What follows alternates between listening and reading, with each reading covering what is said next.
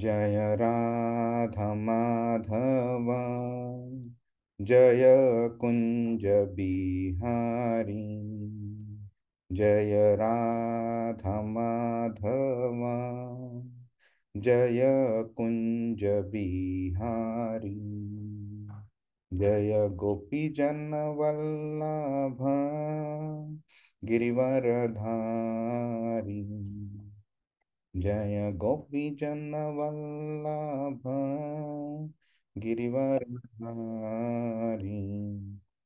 यशोदानंदन व्रज जन रंजन। यशोदानंदन व्रज जन रंजन। यमुना तीरा वनचारी। यमुना तीरा वनचारी। जय राधा माधव जय कुंज बिहारी। हरे कृष्ण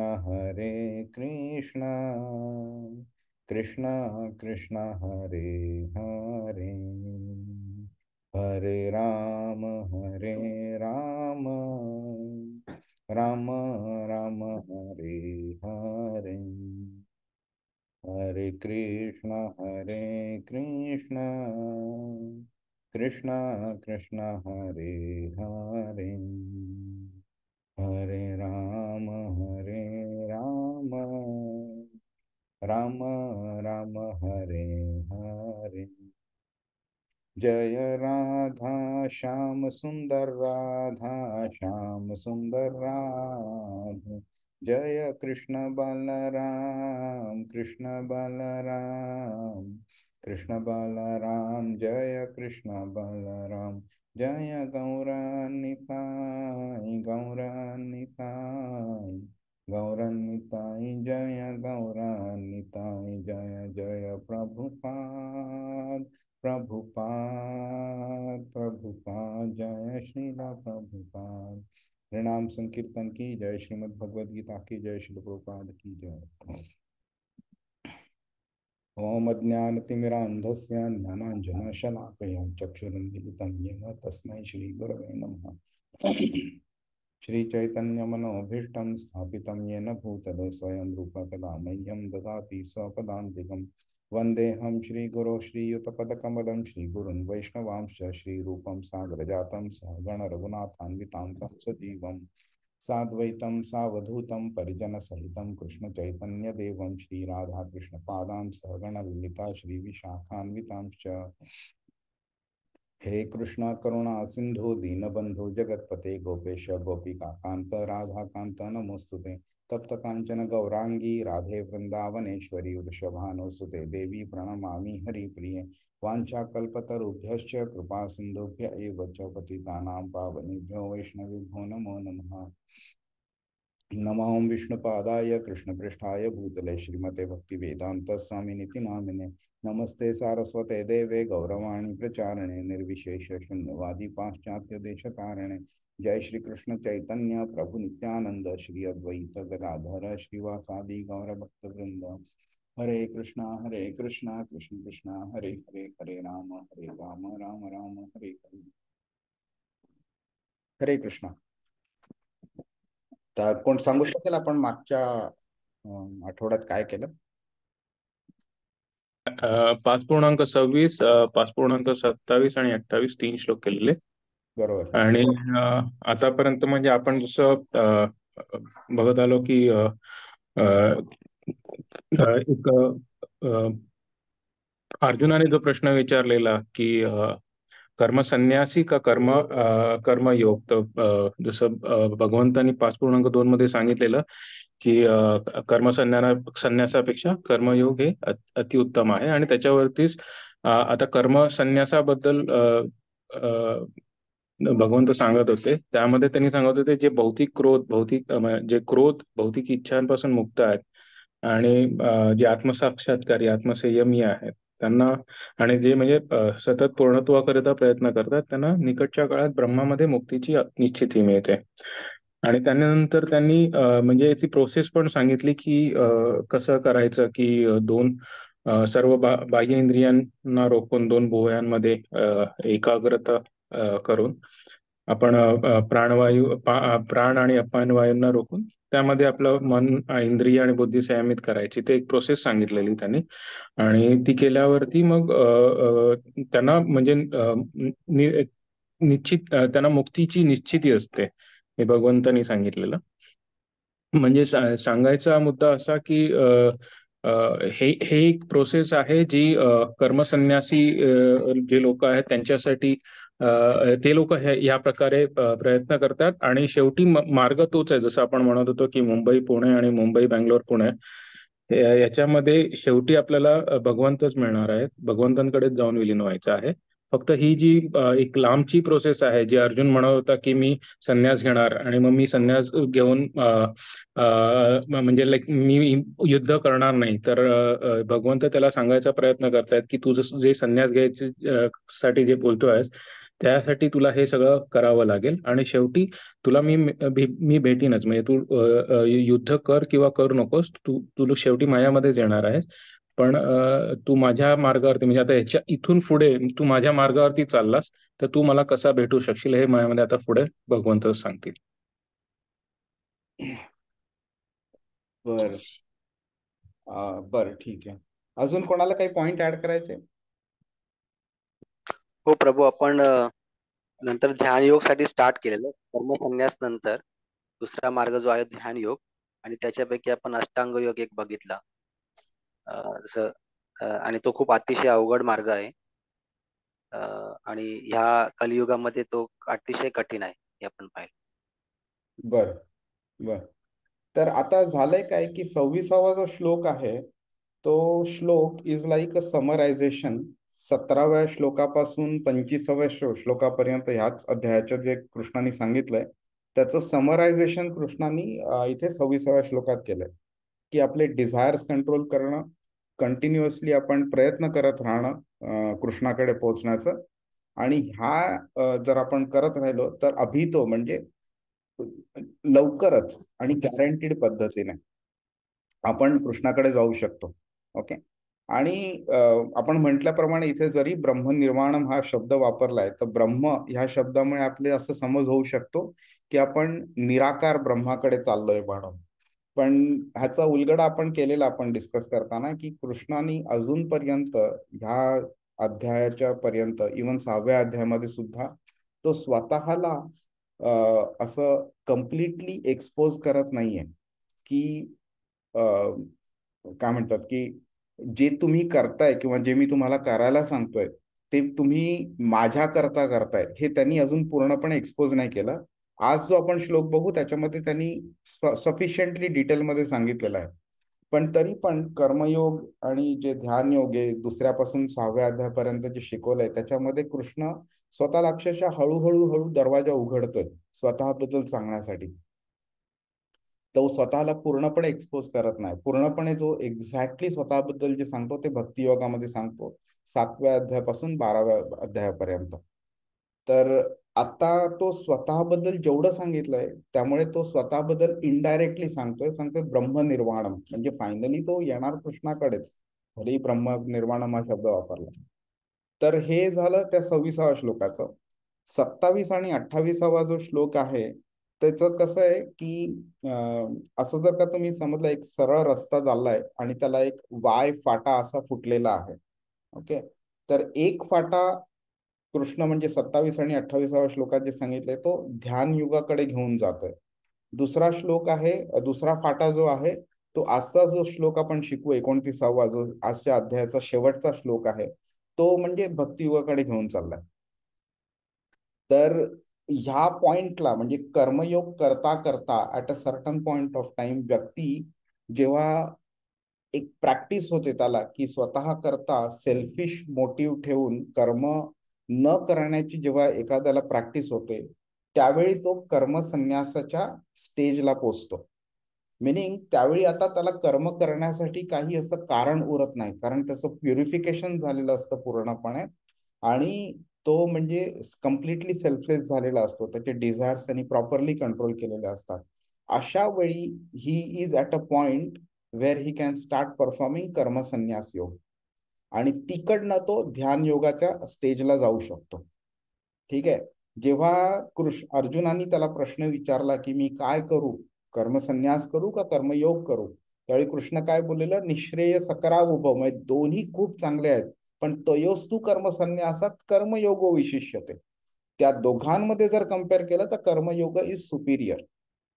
पण का ते कर्मयोग सुपिरियर आहे? कारण अर्जुन ज्या स्टेजला होता त्या स्टेजला असताना त्यांनी सगळं सगळं काम सोडणं हे चुकीचं आहे, जे कर्मसन्यासात करावं लागतं. म्हणून कृष्ण त्याला कर्मयोग इज बेटर फॉर यू असं तो उत्तर देतो. पण ते कर्मयोग प्रॅक्टिस करेपर्यंत एका स्टेजला व्यक्ती पोहोचतो, ज्यानंतर तो कर्मसन्यास प्रॅक्टिस करू शकतो, मग नंतर तो ध्यान योगात येऊ शकतो.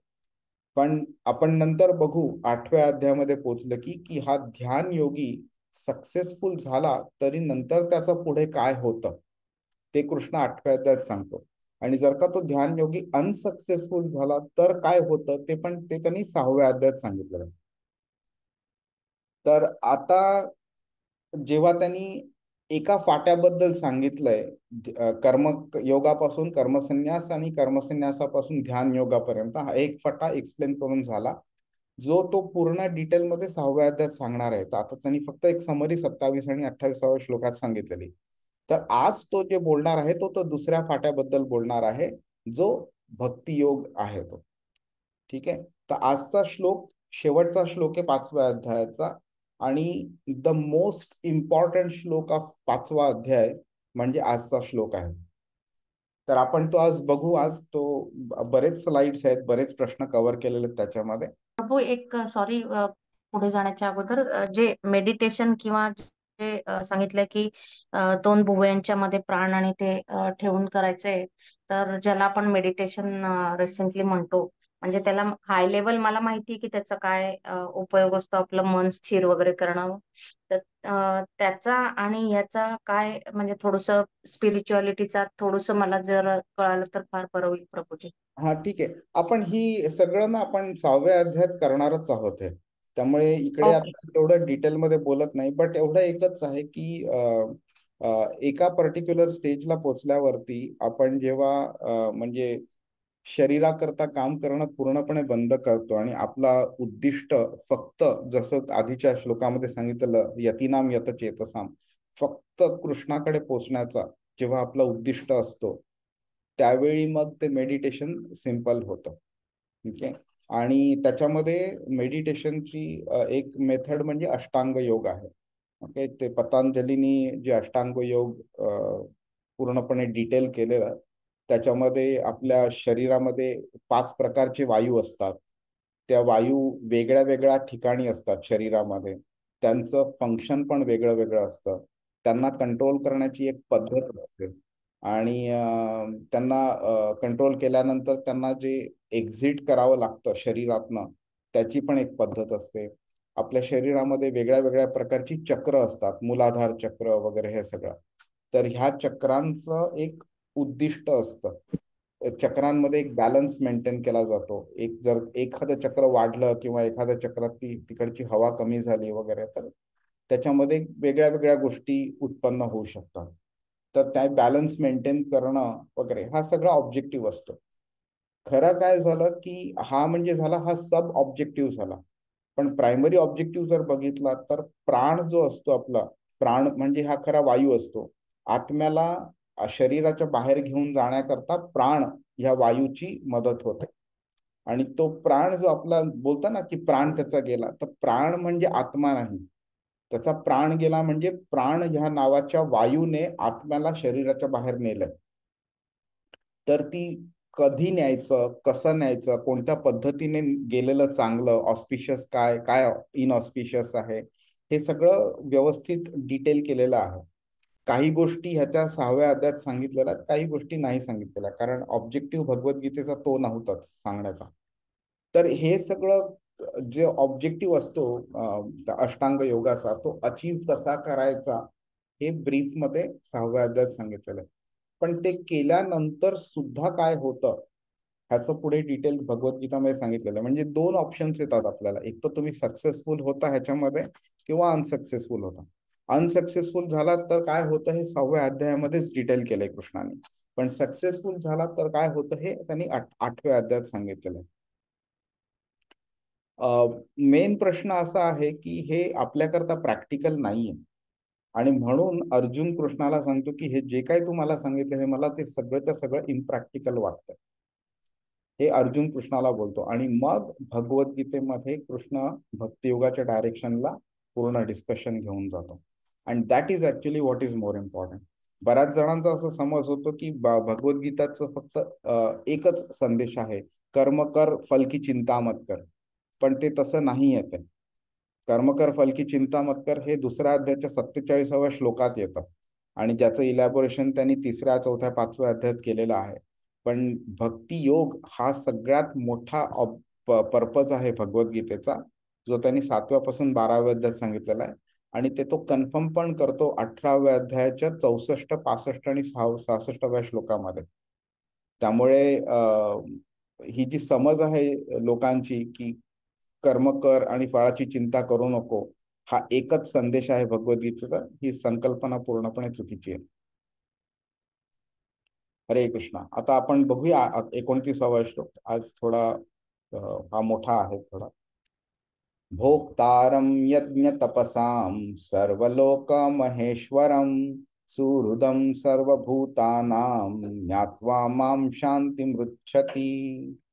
अनुवाद म्हणते. हरे कृष्णा प्रभूजी. हरे कृष्णा. सॉरी, कोण बोलतंय? नाही, बोला बोला. हरे कृष्णा. मी सर्व यज्ञ आणि तपस्यांचा परमभोक्ता, सर्व ग्रहलोक आणि देवदेवतांचा परमेश्वर, आणि मी सर्व जीवांचा हितकर्ता व सर्व जीवांच्या कल्याणाची इच्छा करणारा आहे, हे जाणून माझे पूर्ण ज्ञान असणारा सांसारिक दुःखापासून शांती प्राप्त करतो. हरे कृष्ण. आता तुम्ही इतके श्लोक बघितले भगवद्गीतेच्या ना, 1, 2, 3 अध्यायामध्ये वगैरे, पण हा असा पहिला श्लोक आहे जो कृष्ण डायरेक्टली स्वतःबद्दल बोलतोय. डायरेक्टली त्याचं आणि आपलं रिलेशनशिप काय आहे, डायरेक्टली आपण त्याच्याकरता काय केलं पाहिजे, तो आपल्याकरता काय करतो, हे त्यांनी असं म्हणजे अक्षरशः डायरेक्टली सांगितलेलं आहे. आणि हा जो टोन ऑफ द श्लोक आहे ना, हा 5व्या अध्यायाच्या बाकीच्या श्लोकांपासून किती डिफरंट आहे ते बघा. हा असा श्लोक आहे जो आपण जेव्हा नंबर लाईन ड्रॉ करतो, 0, निगेटिव्ह आणि पॉझिटिव्ह नंबर्स असतात, तर हे जे आधीचे श्लोक होते कर्मयोगातले, हे एक म्हणजे असं 0 वाले श्लोक होते. काय करू नये हे कृष्णाने सांगितलेलं, काय करावं तेही सांगितलेलं आहे, पण ते कसं आणि का करावं, कोणाकरता करावं हे त्यांनी सांगितलेलं नाहीये. हे तो भक्तियोगामध्ये सांगतो. आणि हा जो श्लोक आहे ना, हा एक भक्तियोगाचा एक फाउंडेशन श्लोक आहे हा. ओके, त्याच्यामध्ये 3 कॉम्पोनंट्स आहेत, आणि प्रभुपादांनी ह्या श्लोकाला एक नाव दिलेलं आहे, पीस फॉर्म्युला वर्स म्हणून. ओके, म्हणजे ह्या श्लोकामध्ये कृष्णाने एक फॉर्म्युला दिलाय की आपण शांती कशी प्राप्त करू शकतो. प्रत्येकाला हवं असतं ना, आपण कोणाला विचारलं, रस्त्यावरती चालणाऱ्या कोणत्याही व्यक्तीला विचारलं रॅन्डमली, तुम्हाला काय हवंय, तर मला शांती हवी आहे, मला खूप त्रास झालाय, मला म्हणजे ह्या गोष्टींचा त्रास होतो त्या गोष्टींचा त्रास होतो, अजिबात आनंद नाही, दुःख आहे, मला आनंद हवाय, मला शांती हवी आहे. हे त्यांचं जनरल वाक्य असतं. इथे भगवद्गीता आपल्याला शांती कशी प्राप्त करायची त्याचा फॉर्म्युला देतो इथे. तर 3 कॉम्पोनंट्स आहेत इकडे. ओके, आता काय झालंय, आपण ते 3ही कॉम्पोनंट्स बघूया डिटेलमध्ये. तर इथे थोडं कॉन्ट्राडिक्टरी वाटू शकतं की बाबा अर्जुन आणि कृष्ण युद्धभूमीवरती आहेत, युद्धभूमीवरती शांती, हे थोडं कॉन्ट्राडिक्टिंग आहे ना. म्हणजे पाण्यात राहणारी व्यक्ती बोलते की मला तहान लागली आहे, पाणी नाहीये प्यायला, तसं आहे. तर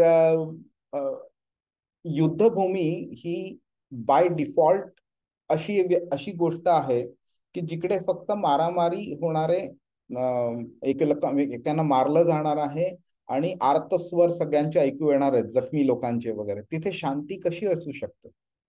तर कृष्ण अर्जुनाला शांती कशी प्राप्त करायची कोणत्याही स्थळी असताना त्याचा हा फॉर्म्युला देतोय. ओके, तर इथे भरपूर गोष्टी आज आपण शिकणार आहोत आणि तुम्ही थोडं म्हणजे तुमचं हृदय घट्ट करा. आज तुम्हाला एक अशी गोष्ट कळणार आहे जे म्हणजे तुम्हाला त्याचं थोडस आश्चर्य वाटू शकतं. ओके, तर भोक्तारम यज्ञ, पूर्ण शब्द आहे भोक्तारम यज्ञ तपसाम, पण यज्ञ आणि तपस्या ह्या दोन गोष्टी आल्यात. तर भोक्तारम यज्ञ आणि भोक्तारम तपस्या ह्या दोन सेपरेट करू शकतो आपण. तर कृष्ण काय करतोय इथे, कृष्ण एक डिफरन्सिएशन करतोय स्वतःबद्दल कंपॅरिझन विथ देवी देवता. आणि इकडे तो सांगतोय की मी सर्व लोक महेश्वरम आहे. तर लोक ह्या शब्दाचा डबल अर्थ होऊ शकतो. लोक म्हणजे प्लॅनेट होऊ शकतं, लोक म्हणजे देवी देवता होऊ शकतात, आणि लोक म्हणजे आपल्यासारखी लोक पण होऊ शकतात. ओके, कृष्ण काय बोलतोय, ह्या सगळ्यांचा कोणताही तुम्ही अर्थ काढा, पण ह्या सगळ्यांचा महेश्वरम बोलतो. म्हणजे मी ईश्वरांचा ईश्वर आहे. ईश्वर म्हणजे काय, कंट्रोलर. तर आपण आपल्या शरीराचे कंट्रोलर आहोत. आपण आपल्या शरीराने कसं वागलं पाहिजे आपण कंट्रोल करू शकतो, पूर्ण नाही पण पार्शल. पण आपण दुसऱ्याच्या शरीराचं कंट्रोल करू शकत नाही. आपण प्रकृतीचं कंट्रोल करू शकत नाही. आपण प्लॅनेटचं कंट्रोल करू शकत नाही. कृष्ण बोलतो मी सगळ्यांचा महेश्वर आहे, सगळ्यांचा मी कंट्रोलर आहे. ओके, आणि भोक्तारम, भोक्तारम म्हणजे एन्जॉयर. म्हणजे एखाद्या व्यक्तीने एक गोष्ट दुसऱ्या व्यक्ती करता केली तर तो दुसरी व्यक्ती भोगता असते. म्हणजे पहिल्या व्यक्तीचं जे श्रम असतं त्यातनं जो रिझल्ट असतो त्या रिझल्टचा भोगता म्हणजे ती दुसरी व्यक्ती होते.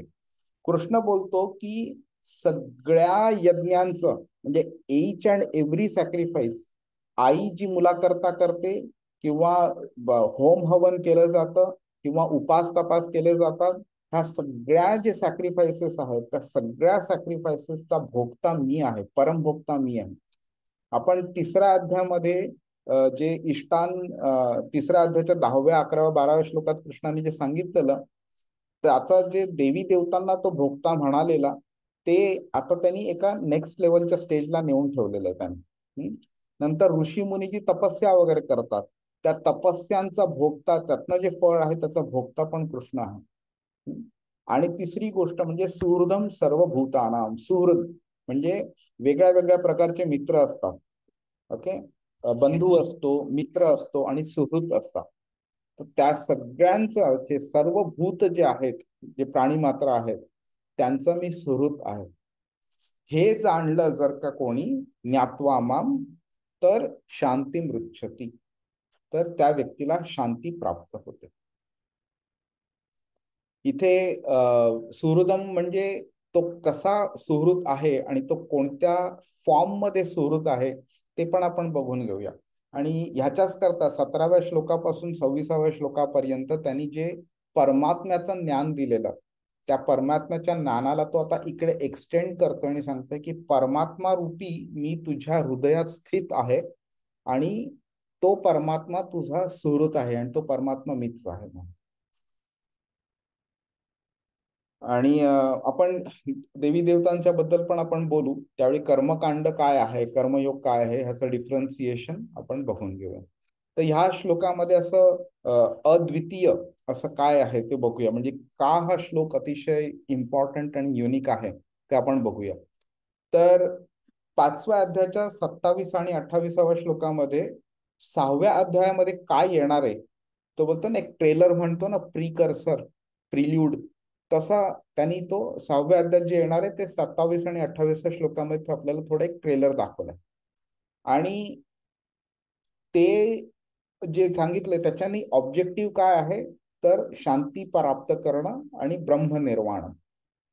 तर अर्जुन युद्धभूमीवरती असून सुद्धा शांत कसा राहू शकतो हे कृष्ण इथे सांगतोय त्याला.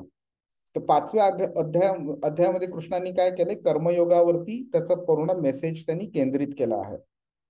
त्यामुळे काय होतंय की ब्रह्मनिर्वाण म्हणजे ब्रह्माची प्राप्ती, म्हणजे अध्यात्माची प्राप्ती, म्हणजे आपलं जे शरीर आहे, आपलं जे भौतिक अवस्था आहे तिला सोडणं आणि अध्यात्माची पुनर्प्राप्ती करणं ते कसं शक्य आहे ते त्यांनी 5व्या अध्यायात डिटेलमध्ये सांगितलेलं आहे. आणि नंतर काय झालंय की हा जो श्लोक आहे ना, ह्या श्लोकामध्ये हा पहिल्या 5 अध्यायामध्ये अक्षरशः 2-3 श्लोक आहेत. दुसऱ्या अध्यायाचा 61वा श्लोक, तिसऱ्या अध्यायाचा 30वा श्लोक, नंतर चौथ्या अध्यायामध्ये 1-2 श्लोक आहेत आणि हा 5वा अध्यायाचा हा श्लोक. असे भरपूर कमी श्लोक आहेत ज्याच्यामध्ये भक्तीचा डायरेक्टली किंवा इनडायरेक्टली असा उल्लेख झालेला आहे. आणि इथे डायरेक्टली तो बोलतोय की ज्ञात्वा माम बोलते. माम हा शब्द जो आहे त्याचा पहिल्यांदा उल्लेख पूर्ण भगवद्गीतेमध्ये 5व्या अध्यायापर्यंत आता पहिल्यांदा झालेला आहे. आणि भक्तियोगाचा विस्तार त्यांनी 7व्यापासून 12व्या अध्यायात केलाय. की हा म्हणजे असं आहे ना की कर्मयोग म्हणजे काय, तर कर्मयोग म्हणजे एखादी गोष्ट निस्वार्थीपणे करणं. पण ह्याचा अर्थ काय आहे की मी निस्वार्थी आहे म्हणजे ह्याचा अर्थ हा नाही की मी कोणाकरता तरी केलेलं आहे. तर 3 गोष्टी असतात ना. आपण स्वार्थीपणे एखादी गोष्ट स्वतः करता करतो. दुसरं असतं की मी कोणाकरताही करत नाहीये, हा अक्षरशः माझं कर्तव्य म्हणून करतोय, मी कोणाकरताही करत नाही अदरवाईज. आणि तिसरं आहे मी कृष्णाकरता करतोय. तर एक आहे निगेटिव्ह जे सेल्फिश आहे म्हणजे स्वतः करता करणं. दुसरं आहे न्यूट्रल जे कोणाकरताही करत नाहीये. आणि तिसरं आहे पॉझिटिव्ह जे कृष्णाकरता करतो. तर कर्मयोग ही अशी गोष्ट आहे जी आपल्याला न्यूट्रल कर्म कसं करायचं ते शिकवते. 5वा अध्याय संपूर्णपणे कर्मयोग म्हणजे न्यूट्रल वरती असून सुद्धा कृष्ण ह्या श्लोकामध्ये स्वतः करता सॅक्रिफाईस करावं म्हणजे कृष्णाकरता सॅक्रिफाईस करावं हे शिकवतोय तो. त्यामुळे ह्या श्लोकाला एक एक वेगळंच अनन्यसाधारण असं महत्व येतं. 5व्या अध्यायाच्या 17व्या श्लोकामध्ये तत् हा शब्द, तत् म्हणजे त्याच्या करता, दॅट हा अर्थ येतो त्याचा. तर तत् ह्या शब्दाचा उल्लेख त्यांनी 4 वेळा केला तरी सुद्धा म्हणजे तो स्वतःलाच करायचं हे तो इनडायरेक्टली सांगतोय तिकडे. आणि इथे तो डायरेक्टली सांगतोय माम हा शब्द वापरून. ठीक आहे. ओके. त्याग जेव्हा आपण करतो ना त्यावेळी आता त्याग म्हणजे काय, तर जेव्हा आपण एखादी गोष्ट आपल्याला पॉसिबल आहे अचीव करण्याकरता ती सोडून आपण दुसरी गोष्ट अचीव करायचा प्रयत्न करतो म्हणजे काय, तर पहिल्या गोष्टीचा आपण त्याग केलेला आहे. तर आता आई जेव्हा मुलाकरता खूप मेहनत घेते आणि त्याचा सांभाळ करते त्यावेळी आई काय करते की तिच्या ज्या शरीराच्या गरजा आहेत म्हणजे तिला आराम मिळाला पाहिजे, वेळच्या वेळी जेवण मिळालं पाहिजे, झोप मिळाली पाहिजे, ह्या सगळ्या गोष्टींचा ती त्याग करते आणि ती मुलाचं संगोपन करते. जेव्हा मुलगा रात्री रडत उठतो, भूक लागलेली असते, त्यावेळी त्याचं जे संगोपन करायचं असतं ते संगोपन तिला जास्ती इम्पॉर्टंट असतं तिच्या झोपेपेक्षा जास्ती. म्हणजेच काय झालं, तर आई स्वतःच्या शरीराचा कम्फर्ट जो आहे त्याचा त्याग करते आणि मुलाच्या संगोपनाला इम्पॉर्टन्स देते. म्हणजे तिच्या दृष्टीने काय इम्पॉर्टंट इज संगोपन, नॉट हर काय म्हणजे त्याचं तिच्या शरीराचं बेनिफिट ती बघत नाही.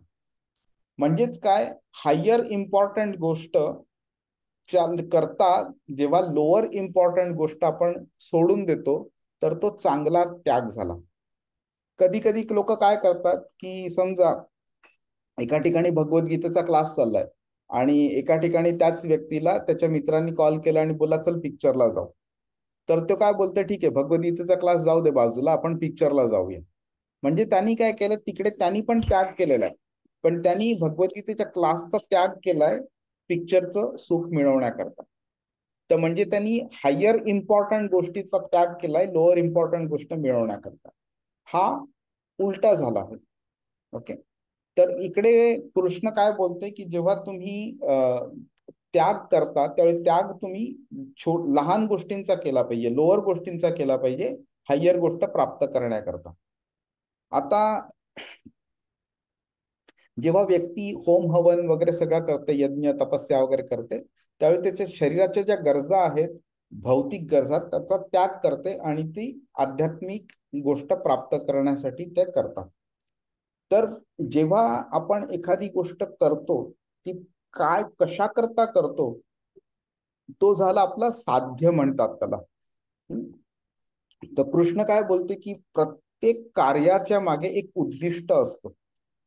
तर कृष्ण सांगतोय की तुम्ही काहीही करा, यज्ञ करा, तपस्या करा, काहीही करा, त्या प्रत्येक कार्यामागे जो उद्दिष्ट आहे, त्या उद्दिष्टामागे एक उद्दिष्ट आहे, त्या दुसऱ्या उद्दिष्टामागे एक तिसरं उद्दिष्ट आहे. असं तुम्ही करत करत गेला तर तुम्हाला कळेल की सर्व कारण कारणम, म्हणजे सगळ्या उद्दिष्टांमागचं जे परम उद्दिष्ट आहे ते म्हणजे कृष्ण. तर भोक्तारम यज्ञ तपसाम, म्हणजे सगळ्या अल्टिमेट बेनिफिशियरी जो आहे तो कृष्ण आहे. ब्रह्मसंहितेमध्ये ब्रह्मा अर्जुनाची कृष्णाची जेव्हा म्हणजे ते ब्रह्मसंहिता बोलायला सुरू करतो त्यावेळी तो पहिल्या श्लोकातच सांगतो, ईश्वर परम कृष्ण सच्चिदानंद विग्रह अनादिरादिर गोविंद सर्व कारण कारणम. सगळ्या कारणांचं मूळ कारण म्हणजे कृष्ण आहे. त्यामुळे सगळ्या पूजा विधी, सगळे धार्मिक कार्य, सगळे यज्ञ, सगळ्या तपस्या, त्यांचं मूळ उद्दिष्ट, त्यांचं अल्टिमेट बेनिफिशियरी, जे फायदा सगळ्यात जास्ती होतो तो कृष्ण आहे. इकडे 9व्या अध्यायाच्या 24व्या श्लोकात पण कृष्ण तेच बोलतो इकडे. नंतर काय होतं की आता एक गोष्ट होते की नॉलेज, की बाबा कृष्ण परम भोक्ता आहे म्हणून. तो दुसरं झालं त्या नॉलेजचं उद्दिष्ट काय आहे. तर कृष्ण इथे सांगते की ज्ञात्वा माम शांती मृच्छती, हे जेव्हा तुम्हाला कळेल त्यावेळी तुम्ही शांती प्राप्त कराल. ओके. तर गंमत कशी आहे की नुसतं नॉलेज मिळून शांती प्राप्त नाही होणार, तर आपल्याला त्याप्रती आपल्याला ऍक्शन्स करावे लागतील. तसं जर असेल तर हा श्लोक जो पण शिकेल त्याला लगेच शांती प्राप्त व्हायला पाहिजे ना, पण ते तसं नाहीये. नुसतं नॉलेज मिळवून आपल्याला शांती नाही प्राप्त होणार. तर त्या नॉलेज मिळाल्यानंतर काय आपल्याला ऍक्शन्स केल्या पाहिजेत, त्या ऍक्शन्स केल्यावरती, प्रॅक्टिस झाल्यावरती मग आपल्याला शांती प्राप्त होईल. आता हेच जे आहे ते आपण तिसऱ्या अध्यायाला कम्पेअर करू. तिसऱ्या अध्यायाच्या 11व्या श्लोकामध्ये कृष्ण काय बोललेलं की इष्टान भोगान ही वो देवा दास्यन्ते यज्ञ भावितः. कृष्ण बोलतो की जेव्हा व्यक्ती देवी देवतांकरता यज्ञ करते, त्यांच्याकरता सॅक्रिफाईस करते आणि त्यांनी मग ते सॅक्रिफाईस घेतल्यानंतर ते सुखी होतात, आनंदी होतात. आणि ते आनंदी झाल्यावरती मग तुम्हाला ज्या नॅचरल गोष्टींच्या ज्या गरजा आहेत तुमच्या, ते तुमच्या गरजा भागवतात आणि ते गरजा भागल्यानंतर तुम्ही पण आनंदी होतात. आणि परस्परम भावयंत बोलतो की परस्पर तुम्ही एकमेकांना सहयोग करा, तुम्ही त्यांच्याकरता सॅक्रिफाईस करा आणि ते तुमच्या नॅचरल गोष्टींच्या गरजा पुरवतील. ह्याच्यामध्ये तुम्ही दोघेही आनंदी राहाल म्हणून.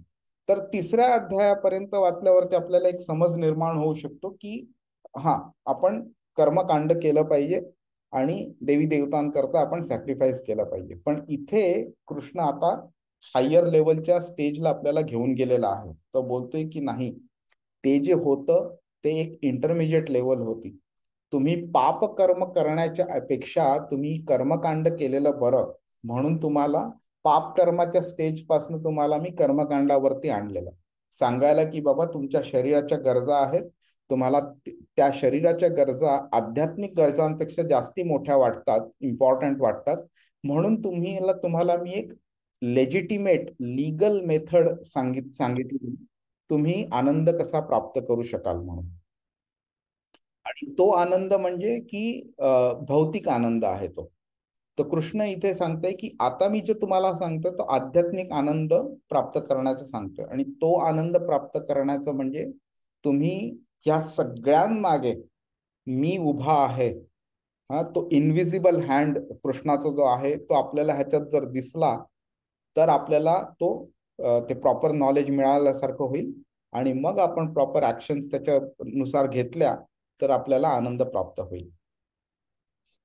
तर यज्ञ तपश्चर्या वगैरे हे जे लोक करतात, ओके, ते देवी देवतांकरता सुद्धा करतात, परंतु देवी देवतांमध्ये ते सामर्थ्य नाहीये जे आपली गरजा डायरेक्टली पुरवू शकतात. ओके. आणि कृष्ण हे 7व्या अध्यायामध्ये 20व्या श्लोकापासून 23व्या श्लोकापर्यंत आपल्याला डिटेलमध्ये शिकवतं की जेव्हा एखादी देवी किंवा देवता एखादी देवी देवता आपली एखादी गोष्ट पुरवते, आपली इच्छा पुरवते, तर ती इच्छा ऍक्च्युली कृष्ण सँक्शन करतो आणि कृष्ण त्यांना पॉवर देतो की तुम्ही ती गोष्ट ह्या व्यक्तीला देऊ शकता. त्यानंतर ते आपल्याला ते देतात. ते हरे कृष्ण. म्हणजे डायरेक्टली देवी देवता आपल्याला कृष्णाच्या इच्छेशिवाय कोणती आपली इच्छा पूर्ण करू शकत नाही. आता मग साहजिक आहे की एक प्रश्न येऊ शकते की कृष्णच का म्हणून, आणि कृष्णाकरता यज्ञ का. तर गंमत असं आहे की कृष्णाला जेव्हा आपण अर्पण करतो एखादी गोष्ट, त्यावेळी परवा मी मराठी भगवद्गीते ग्रुपमध्ये मी एक श्लोक टाकलेला, पोस्ट केलेला. त्याच्यामध्ये काय सांगितलेलं आहे की भौतिक गरजा माणसाच्या असतात, तर त्या पूर्ण करण्याच्या प्रायमरी लेवलवरती आपण बघितलं तर 3 मेथड्स आहेत. एक आहे मी पाप कर्म करू शकतो. मला समजा आता एक 5-10 लाख रुपयाची गरज आहे, मी बँकेवरती जाऊन दरोडा टाकून मी 10 लाख रुपये मिळवू शकतो, पाप कर्म करू शकतो. हा, त्यांनी माझा गरज मिटू शकते, भागू शकते. पण ती बरोबर आहे का? ते चुकीची काम आहे. मग बरोबर काम काय आहे की मग शास्त्रामध्ये सांगितल्याप्रमाणे काही यज्ञ काही तपस्या केल्यावरती आपण ते पैसे प्राप्त करू शकतो आणि त्याच्यामुळे आपल्याला जास्ती नुकसान पण काही नाहीये. मग धिस इज बेटर मेथड ना. पण त्याच्यापेक्षाही चांगली मेथड आहे की ही जी भौतिक गरज जी निर्माण झाली आहे, ती गरजच आपण काढून टाकली तर मग असं कार्य करण्याची आवश्यकता कधी पडणारच नाही. तर कृष्ण जे करतो ते एक्झॅक्टली हे करतो. तुम्ही देवी देवतांकडे एखादी गोष्ट मागितली तर देवी देवता तुमची इच्छा पूर्ण करतील, पण ज्या कारणामुळे तुमच्या मनात ती इच्छा निर्माण झाली आहे त्याचं निर्मूलन देवी देवता करत नाहीत. कृष्ण काय करतो की कृष्ण एखादी गोष्ट आपल्याला मटेरियली हवी असली तर कृष्ण त्याची पूर्णता करतो, पण ते करता करता आपल्याला समज देतो, आपल्याला जाणवून देतो की ह्या गोष्टीने तुझा फायदा होणार नाहीये. आता टेम्पररी थोडा बेनिफिट होईल, बट अल्टिमेट फायदा नाहीये. मग तो अल्टिमेट फायदा कसा होईल हे तो शिकवतो आपल्याला आणि त्या मार्गावरती आपल्याला घेऊन येतो. तो हा मेन बेनिफिट आहे. तर म्हणी काय झालंय की एक व्यक्ती आहे, मुलगा आहे, लहान मुलगा, तो कॉन्स्टंटली जेव्हा वडिलांकडे दररोज 10 रुपये 100 रुपये मागत बसला, तर त्यापेक्षा वडील काय सांगतात त्याला, मी तुला हे करतो, पण तू जर स्वतःहून कमवू शकला तर तुझी मागण्याची गरज राहणार नाही. मग वडील काय शिकवतात त्याला की स्वतःहून इन्कम कसा जनरेट करावा हे शिकवतात. तर विच इज बेटर, दररोज 100 रुपये देणं का इन्कम जनरेट करायला शिकवणं. तर कृष्ण अजून एक स्टेप पुढे घेऊन जातो की त्या इन्कमची गरज तुला का भासते, का तर तुला आता शरीर दिलेलं आहे म्हणून त्या शरीराच्या गरजा निर्माण झाल्यात. तर तू असं कार्य कर, अध्यात्मामध्ये असा प्रगतिशील हो की तुला मग याची भौतिक गरजाच निर्माण होणार नाही. मग तुम्हाला देवी देवतांकरता तुम्हाला काही तपस्या यज्ञ करायची गरजच नाही पडणार.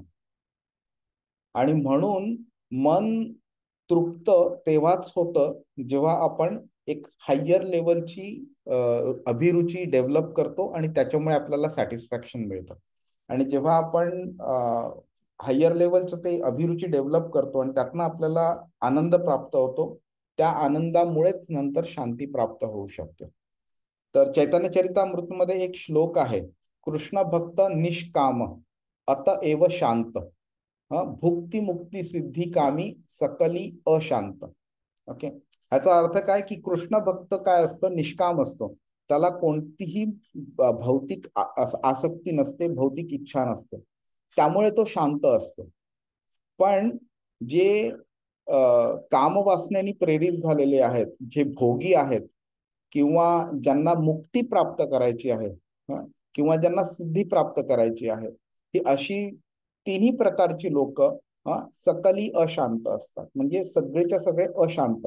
अशांत का तर त्यांना ती जी इच्छा आहे ती इच्छा त्यांना कधी शांत राहून देत नाही, त्यांना शांती मिळतच नाही त्यामुळे त्यांना. भुक्ती म्हणजे कर्मकांड, मुक्ती म्हणजे ज्ञानी लोक जे आहेत ते, आणि सिद्धी म्हणजे योगी. आपण जे ध्यान योग शिकणार आहोत 6व्या अध्यायामध्ये, ते जे योगी आहेत त्यांना सिद्ध योगी म्हणतात. त्यांना म्हणजे सिद्धी प्राप्त करण्याचे योगासाठी ते प्रयत्न करतात. ज्ञान योगी जे आहेत त्यांना मुक्ती हवी असते, आणि जे कर्मकांडी असतात त्यांना भोगायचं असतं सुख. हरे कृष्ण.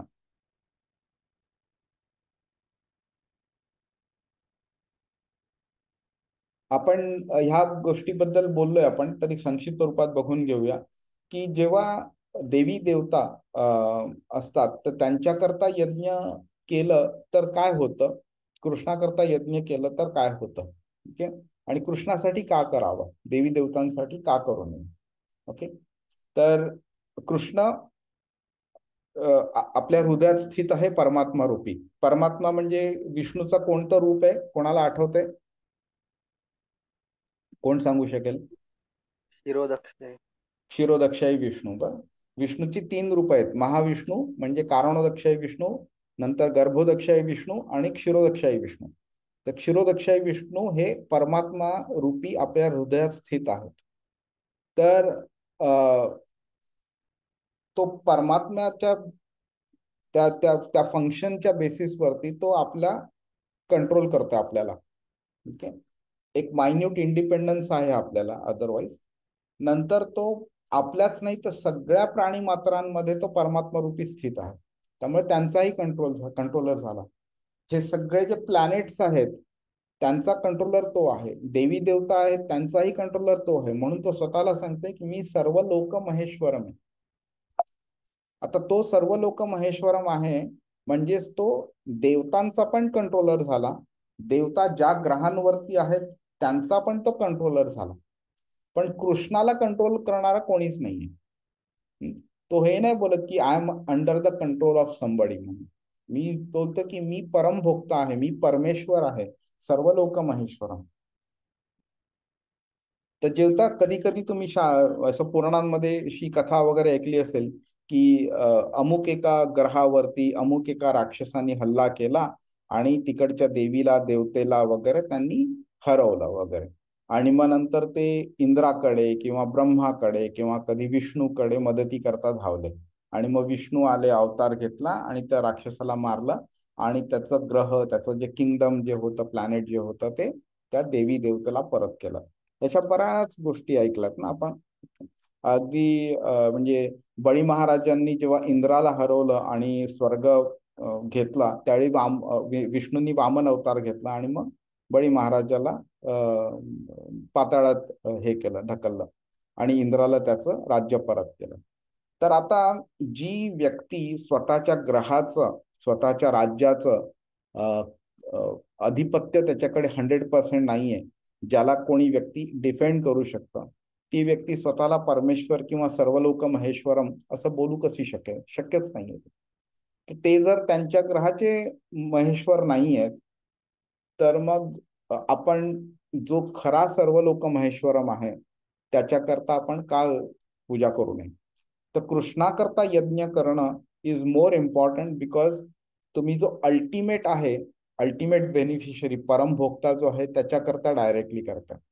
आणि हे जाणणं आणि त्याप्रमाणे ऍक्शन करणं is the solution to the piece.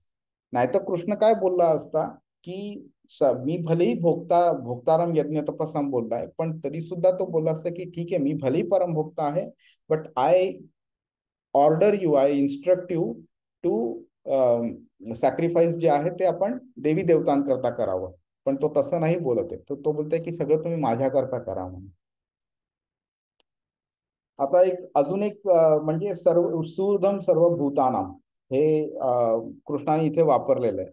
तर सुहृद म्हणजे काय, कोण सांगू शकेल? आपला हित करता.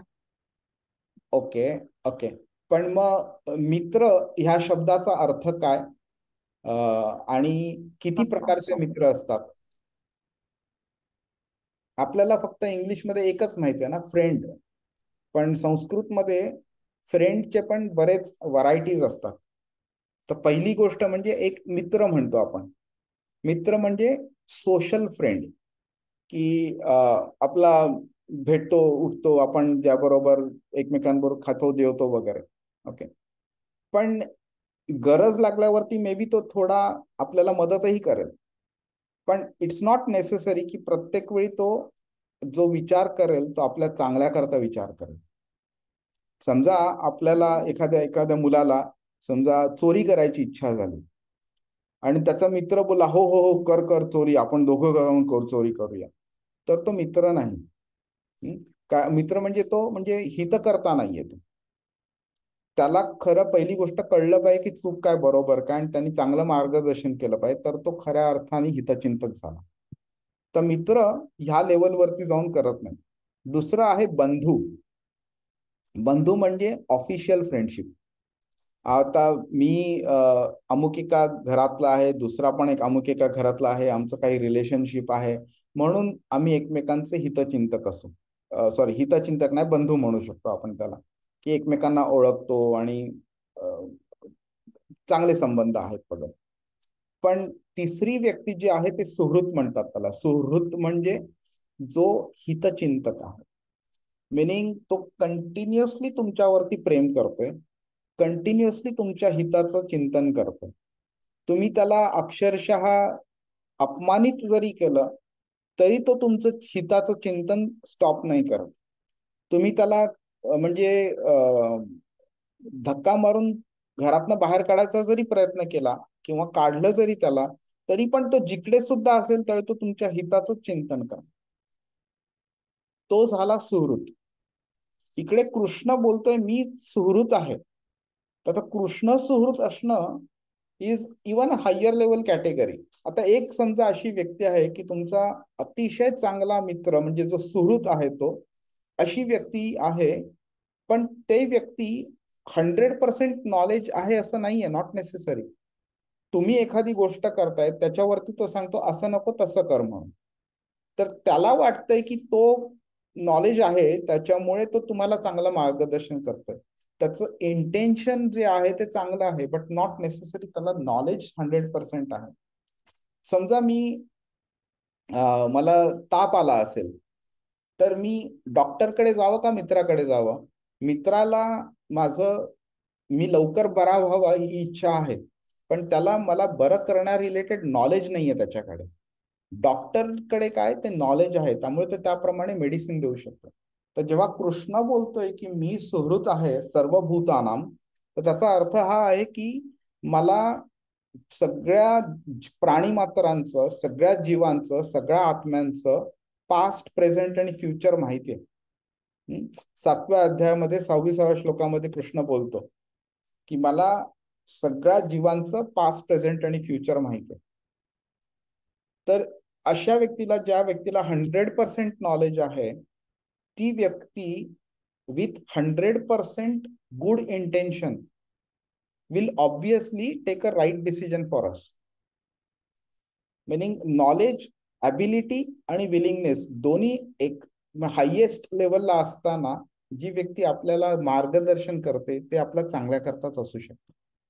तर कृष्ण इथे ते सांगतोय इथे की मी तुमचा सुहृत आहे, आणि फक्त तुमचाच नाही तर सगळ्या प्राणी मात्रांचा. तर काय होतं की एक भोक्तारम यज्ञ तपसाम किंवा सर्व लोक महेश्वरम हे ऐकल्यावरती असं वाटू शकतं की तुम्ही काहीही करा, बेनिफिट मलाच मिळणार आहे. म्हणजे गव्हर्नमेंट बोलतं की एका माणसाने पैसे दिले एक गोष्ट विकत घेण्याकरता, तर तो सुद्धा टॅक्स भरतो, आणि गोष्ट विकली एका व्यक्तीने दुसऱ्या व्यक्तीला, तर विकणारी व्यक्ती आणि विकत घेणारी व्यक्ती दोघेही टॅक्स भरतात. तर गव्हर्नमेंट बोलू शकतं ना की फायनली परमभोक्ता मीच आहे म्हणून.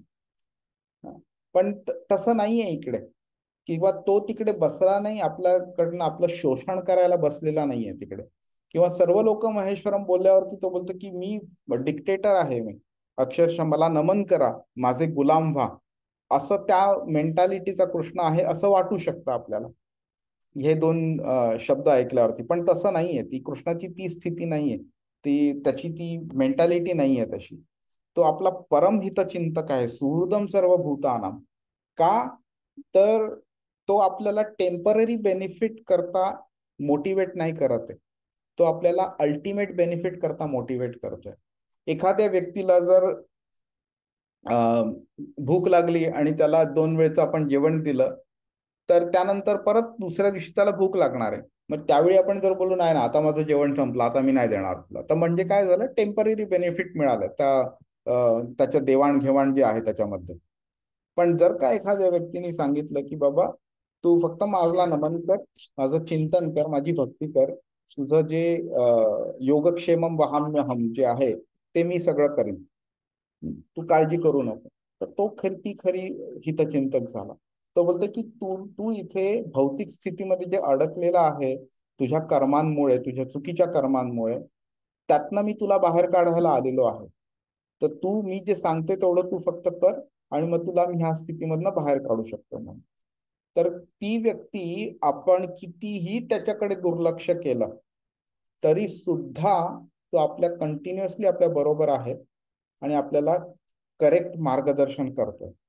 आणि त्या मार्गदर्शनामुळे आपण ह्या भौतिक जगातनं आपण बाहेर पडू शकू आणि आध्यात्मिक जगात कृष्णाबरोबर एंटर करू शकू. जी व्यक्ती, आणि तो असं नाही बोलत आहे की मी फक्त तुझा हितचिंतक आहे, तो बोलतो मी सगळ्यांचा हितचिंतक आहे. आणि हेच आपण समजताना असंही समजू शकतो की एखाद्या व्यक्तीच्या जीवनात कधी कधी काही भौतिक अँगलनी जर बघितलं तर चुकीच्या गोष्टी घडतात. चुकीच्या म्हटल्यापेक्षा दुःखदायक अशा गोष्टी घडतात, पण ते सुद्धा कृष्णाच्या डायरेक्शनमुळे झालेलं असतं. का तर त्याच्यामुळे एक स्पिरिच्युअल बेनिफिट, आध्यात्मिक बेनिफिट मिळणार असतो आपल्याला. ते आपल्याला त्याच वेळी समजत नाही आपल्याला. म्हणून काही लोक असं देवतात, किती निर्दयी आहेस रे तू देवा, असं करून कृष्णाला किंवा देवाला ते हाक मारतात आणि असं बोलतात ते. पण ते त्यांना समजत नसतं की ती गोष्ट जी आहे ते त्यांच्या आधीच्या पापकर्मांचं फळ आहे. ते त्यांना आता मिळाल्यामुळे ते पापकर्म मुक्त झालेले आहेत, ऍटलिस्ट तेवढं पापकर्म तरी निघून गेलेलं आहे. त्यामुळे मिनिंग एक पाऊल कृष्णाकडे ते चालत पुढे आलेले आहेत. तो त्यांचा अल्टिमेट बेनिफिट आहे. हे समजत नसल्यामुळे लोक चुकीची धारणा ठेवून बसतात मनात आणि मग देवाला मग ते निर्दयी वगैरे अशा शब्दांनी हाक मारतात त्याला. हरे कृष्णा. आणि हे जाणणं म्हणजे शांती प्राप्त करणं. आता इकडे शांतीचा परिचय कृष्ण का देतो हे आपण बोललोय ना. इथे अर्जुन आणि कृष्ण युद्धभूमीवरती आहेत. अर्जुनाला काय वाटतंय की मी जर युद्ध केलं नाही तर शांती प्राप्त होईल. तो बोलतोय की मी युद्ध जर टाळलं, राज्यावरती जो हक्क आहे माझा तो जर मी सोडला तर युद्धच होणार नाही, लोकांना मारलं जाणार नाही एकमेकांना, आणि त्याला तो शांती समजतोय. त्याला काय वाटतं की युद्धामुळे अशांतता होईल. कृष्ण काय त्याला बोलतोय की शांती प्राप्त करणं म्हणजे युद्ध टाळणं हे नाही. आता आपण इंडिया पाकिस्तानचं जर आपण उदाहरण घेतलं तर कारगिल नंतर युद्ध असं झालं नाहीये. पण असं आहे का की पाकिस्तान आणि भारतामध्ये शांतता आहे म्हणून? तसं नाहीये. युद्ध नाही ह्याचा अर्थ शांतता आहे असं नाही.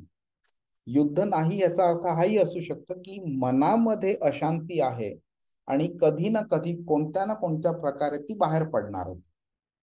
शांतता म्हणजे ती की ज्याच्यामुळे युद्धाची शक्यता शून्य झाली, ती शांतता. ओके. तर हे जेव्हा आपण जाणून घेऊ त्यावेळी आपल्याला कळेल की ही शांतता जी कृष्ण सांगतोय ही एका आंतरिक स्थितीवरती सांगतोय, तो बाह्य स्थितीवरती सांगत नाहीये. ओके. बाह्य स्थितीवरती म्हणजे काय की मी एका ठिकाणी एका बाकावरती बसलेलो आहे, शांत बसलोय मी, पण माझ्या मनामध्ये जो विचारांचा काहूर माजलेला आहे तो काहूर मला आत्म शांती मिळवून देत नाहीये. बाह्य एखाद्या कोणी व्यक्तीने मला जर बघितलं तर त्याला वाटेल की मी शांत आहे म्हणून, पण तसं नाहीये ते. कृष्ण आंतरिक शांतीबद्दल आता बोलतोय इथे. युद्धाची अनुपस्थिती म्हणजे शांती नाही. तर ही शांती कधी प्राप्त होऊ शकते की म्हणजे आपली अवस्था जी आहे हे जाणून घेणं, त्या अवस्थेवरती मात कसं करणं हे जाणून घेणं, त्या अवस्थेवरती मात करण्याचे ज्या ऑल्टरनेटिव्ह आहेत त्याच्यावरती आपण ऍक्शन घेणं आणि त्या अवस्थेवरती ऍक्च्युअली मात करणं, ही झाली शांतीची प्रक्रिया. तर आत्ता काय आहे, आपण मूळ जे आपण बघितलं तर आपण आत्मा आहोत, शरीर नाही.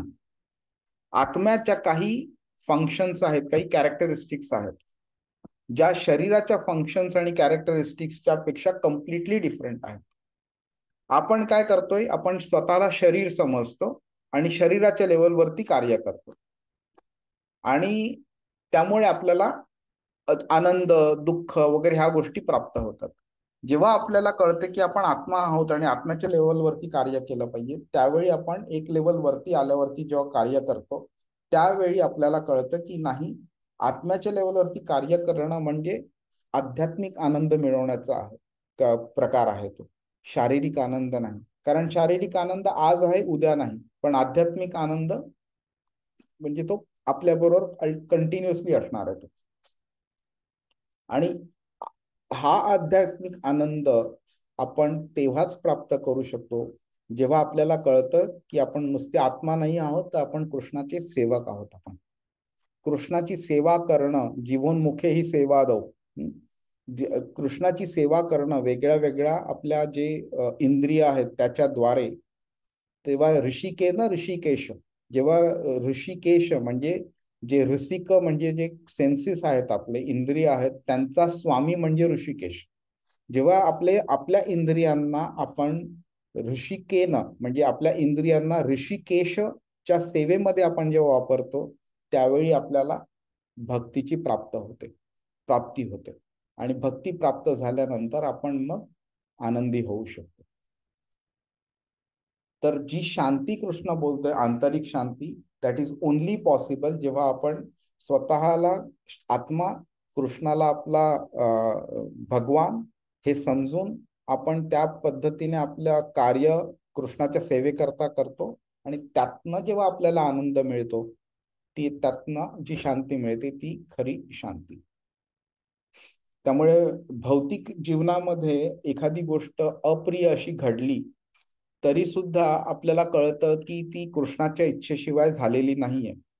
आणि आपण जेव्हा कळतं आपल्याला की ही भौतिक अवस्था आहे, भौतिक अवस्थेपेक्षा आध्यात्मिक अवस्था वरती आहे. आपण ते उदाहरण घेतलेलं ना, की समजा रस्त्यावरती खूप दगड खड्डे आहेत, रस्त्यावरती आहेत, किंवा पाणी वगैरे साचलंय, पूर आलेला असेल वगैरे, तर ह्या अशा वेळी रस्त्यावरती गाडी चालवणं किंवा पायाने चालणं वगैरे मुश्किल आहे. तर जी व्यक्ती एका शहरापासून दुसऱ्या शहरापर्यंत विमानाने जाते, तिला ह्या रस्त्यावरती असलेल्या कितीही खडतर गोष्टी जरी असल्या तरी त्याला काहीही त्रास होत नाही, कारण तो 10,000 फुटावरनं चालत असतो तो. तर आध्यात्मिक लेवलवरती चालणं सुद्धा असंच आहे की आध्यात्मिक आणि भौतिक गोष्टींना सेपरेट करणं आणि आध्यात्मिक गोष्टींवरती कॉन्सन्ट्रेट करणं आणि भौतिक गोष्टी ज्या होतात आपल्या जीवनामध्ये त्याला इग्नोर करणं. कृष्णाची कृपा आहे हे आनंद म्हणून ते घेणं, भले ती चांगली गोष्ट असो किंवा वाईट गोष्ट असो, कसंही असो. तर ह्या मेंटॅलिटीने जेव्हा आपण कार्य करू त्यावेळी आपण आध्यात्मिक लेवलवरती म्हणजे आत्म्याच्या लेवलवरती काम करण्यासारखं आहे. आणि अशा वेळी मग भौतिक गोष्टी जेव्हा आपल्या जीवनात घडतात, अप्रिय गोष्टी, त्यातनं आपल्याला मग दुःख होत नाही. मग त्यातनं आपल्याला जर दुःखच झालं नाही तर अशांती होण्याचा प्रश्नच येत नाही. कृष्णाची सेवा, कृष्णाचं स्मरण, कृष्णावरती प्रेम करत राहणं, ह्या मेकॅनिझम्स आहेत भौतिक गोष्टी ज्या आपल्या आयुष्यात घडतात त्यांच्याकडे आपण म्हणजे न्यूट्रल पद्धतीने बघणं. आपला आनंद हे कृष्णावरती अवलंबून आहे, कृष्णाकरता केलेल्या गोष्टींवरती अवलंबून आहे. भौतिक गोष्टींच्या अप्रिय किंवा प्रिय ह्या गोष्टींवरचा आपला आनंद अवलंबून राहत नाही. तर आपण ह्याच्याबद्दल बोललोय की प्रभुपादांनी ह्या श्लोकाला शांती असा, पीस फॉर्म्युला असा हा श्लोकाला नाव दिलंय. तर ते का दिलं तर आपण ते बोललो की पहिली गोष्ट म्हणजे आपण मनातनं जेव्हा वैयक्तिक शांती आपल्याला मिळते त्याच वेळी सामाजिक किंवा जागतिक शांतता होऊ शकते. इकडे दोन देशांमध्ये प्रत्येक व्यक्ती दुसऱ्या देशाच्या वरती त्याला नाराजी आहे, अशा वेळी आपण बोलूच नाही शकत शांतता आहे म्हणून. कारण प्रत्येक व्यक्ती आतनं अशांत आहे आणि ती अशांत असण्याचं कारण काहीतरी भौतिक कारण आहे आणि त्या भौतिक कारणामुळे त्याचं बाह्य पण तो अशांत आहे आणि त्या बेसिसवरती मग टू एक्सपेक्ट की दोन देशांमधले संबंध चांगले होतील आणि शांतता प्राप्त होईल, हे पॉसिबलच नाहीये. त्यामुळे आध्यात्मिक शांत व्यक्ती ही व्यक्तीच शांतता समाजामध्ये आणू शकते. राजकीय स्तर किंवा काही दोन देशांचे लष्करांमध्ये जर काय करार वगैरे झाला तर त्या अग्रीमेंटमुळे काही शांतता होत नाही. ती फक्त म्हणजे काय की आजचं जे युद्ध आहे ते काही काळापुरता स्थगित झालंय आणि ते पुढे थोडं ढकललं गेलं होतं. पण जेव्हा आपल्याला कळतं की आपण ममई वांशो जीव लोके जीव भूत सनातन, कृष्ण बोलतो की हे प्रत्येक जीव जो आहे तो माझा अंश आहे. आणि जेव्हा आपल्याला हे कळतं की आपण कृष्णाचा अंश आहोत आणि कृष्णावरती प्रेम करणं, कृष्णाची सेवा करणं, ह्याच्यामध्ये आपला सगळ्यात मोठा फायदा आहे. बाकीच्या सगळ्या भौतिक गोष्टींमध्ये आपलं फक्त नुकसानच आहे. टेम्पररी फायदा दिसेल आपल्याला त्याच्यात थोडा. त्यावेळी जेव्हा आपण कृष्णाला स्व इच्छेने आपण समर्पित करू, त्यावेळी आपल्याला ही स्टेबल अशी आध्यात्मिक अशी शांती प्राप्त होऊ शकते. तर समरीमध्ये बघून घेऊया. तर भगवान श्रीकृष्ण हे आपले हितचिंतक आहेत हे समजणं खरं जास्ती गरजेचं आहे. कारण आपल्याला हेही कळलं पाहिजे की भगवानांच्या इच्छेशिवाय आपल्या जीवनात साधं पान पण हलू शकत नाही. ते इंग्लिशमध्ये आहे ना, not even a blade of grass can move without his supreme will. तर जेव्हा आपल्याला कळतं की आपल्या आयुष्यामध्ये चांगल्या असो किंवा वाईट असो, प्रिय अप्रिय अशा गोष्टी जेव्हा घडतात ते कृष्णाच्या इच्छेशिवाय घडत नाहीत, तेव्हा आपल्याला कळेल की कृष्ण आपला परम हितचिंतक असल्यामुळे आपल्या जीवनात चांगल्या आणि वाईट दोन्ही गोष्टी घडतात आणि त्याच्या मागे कृष्ण जो आहे त्याचं इंटेन्शन आपलं चांगलंच आहे. त्यामुळे वाईट गोष्ट, अप्रिय गोष्ट ही आपल्या दृष्टीने अप्रिय आहे, पण आपल्या शॉर्ट टर्मच्या दृष्टीने अप्रिय आहे, पण आपल्या लॉंग टर्मच्या दृष्टीने ती चांगलीच गोष्ट आहे.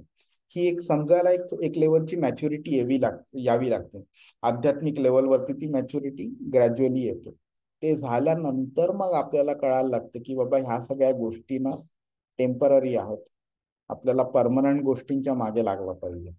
आणि मग आपण त्या दृष्टीने जे पण कोणतंही कार्य करतो ते कृष्णाला अर्पण करण्याच्या दृष्टीने कार्य करतो. मग तिथे ते भोक्तारम यज्ञ तपासून येतं. आणि मग कृष्णच का, देवी देवता का नाही, तर हे नॉलेज मिळायला लागतं. मग आपल्याला कळतं की सर्व लोक महेश्वरम तो स्वतः आहे, त्या दृष्टीनेच त्याच्याकरता कार्य केलं पाहिजे. त्याच्याहून श्रेष्ठ कोणीही नाही. देवी देवतांमध्ये भगवान म्हणजे शंकर किंवा ब्रह्मदेव वगैरे ह्यांचा उल्लेख येतो, पण भागवतम मध्ये, भागवत पुराणामध्ये आणि भगवद्गीतामध्ये कृष्णाने स्पष्टपणे सांगितलेलं आहे की तो सर्वांपेक्षाही श्रेष्ठ आहे म्हणून. श्वेतरोपनिषद मध्ये भगवानांचे वर्णन कसं केलंय तर तमीश्वराणाम परम महेश्वरम, कृष्ण हा तम ईश्वराणाम परम महेश्वरम, नुसता नॉर्मल महेश्वर पण नाही तर परम महेश्वरम. काय होतंय की आपल्याला हे समजणं की कृष्णा करता कार्य करणं आणि कृष्णामध्ये मन संलग्न ठेवणं म्हणजे कृष्ण भावना भावित होणं, हे जेव्हा आपल्याला याचा अर्थ कळतो त्यावेळी आपण समजू शकतो की भगवंत सगळ्या गोष्टींचे अहम सर्वस्य प्रभव मत्तः सर्वम प्रवर्तते, 10व्या अध्यायातला 8वा श्लोक, चतुश्लोकी भगवद्गीतेमधला पहिला श्लोक. त्याच्यावेळी कृष्ण बोलतोय की मी सर्व लोक महेश्वर, म्हणजे मी हे जे सगळे जे आध्यात्मिक जगत किंवा भौतिक जगत हे जे काही आहे त्यांचा मी अहम सर्वस्य प्रभुव, मी त्यांचा करता करविता आहे, माझ्यामुळे ते बनलेले आहेत. त्यांना मी क्रिएट केलेलं आहे, हे मटेरियल वर्ल्ड आणि स्पिरिच्युअल वर्ल्डला. ओके, तर हे ज्ञान आपल्याला मिळणं आणि त्या दृष्टीने आपण कार्य करणं, आणि आपल्याला हे समजलं पाहिजे की जेव्हा आपण कृष्णाकरता कार्य करतो हे दिव्य कार्य आहे. ह्याच्यामध्ये भौतिक गोष्टी नसतात. ते ज्ञान सुद्धा दिव्य ज्ञान आहे, हे भौतिक ज्ञान नाहीये. विमान कसं चालतं, गाडी कशी चालते, बँक कसं काम करतं वगैरे, हे भौतिक ज्ञान झालं. त्या ज्ञानाचा ह्या शरीर सोडल्यानंतर काही उपयोग नाहीये. पुढचं जेव्हा शरीर घ्यावं लागतं त्यावेळी ते ज्ञान परत आपल्याला घ्यावं लागतं, भक्ती जगतामध्ये सर्व्हाइव्ह करायचं असेल तर. पण कृष्णा रिलेटेड जे आपल्याला दिव्य ज्ञान मिळतं ते आत्म्याच्या लेवलचं असतं आणि ते आत्म्याच्या बरोबर राहतं. त्यामुळे हे आत्मा जेव्हा एका शरीरातून दुसऱ्या शरीरात जातो तेव्हा ते त्याच्याबरोबर ते ज्ञान सुद्धा दुसऱ्या शरीरामध्ये जातं.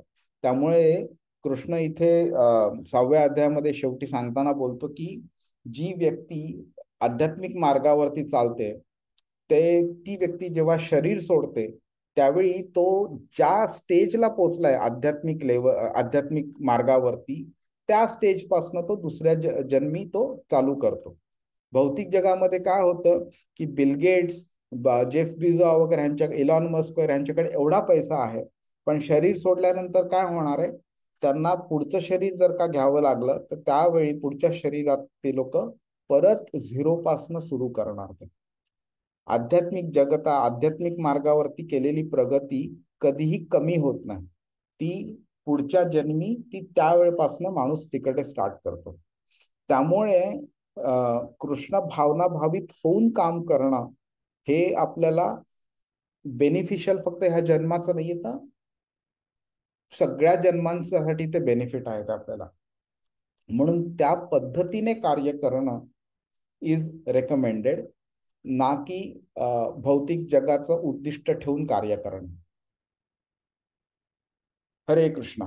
ओके प्रभूजी, मला फक्त ते आदिपुरुष याच्याबद्दल विचारायचं होतं. तर आता आपण हा पॉइंट आला म्हणून की आदिपुरुष, आणि आपण इथे म्हणजे ब्रह्मदेव आणि शंकरापेक्षाही कृष्ण श्रेष्ठ आहेत, तर याच्यामध्ये ह्या आदिपुरुष आणि ह्याचं लिंक काय लागतं?